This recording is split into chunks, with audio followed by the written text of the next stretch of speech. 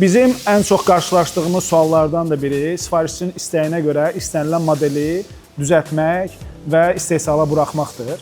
Bu ən yanlış hərəkətlərdən biridir. Çünki bir məhsulun ərsəyə gəlməyi üçün aylarla, elə də olur ki, 1 ilə yaxın vaxt gedir. Çünki bunun Ar-Ge çalışması var.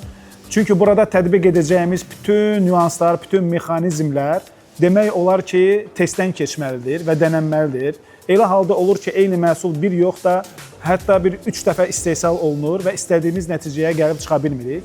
Sonda yekun nəticəyə gəlib çıxmaq üçün həqiqətən də bizə müəyyən vaxtlar lazım olur. Bu o deməkdir ki, ilkin olaraq hər hansı bir sifariş götürüb və bir müştərinin eyni sifarişini dərhal ona təhvil vermək qeyri-mümkündür. Versək də belə qüsurlu bir, problemli bir məhsul ortaya çıxır.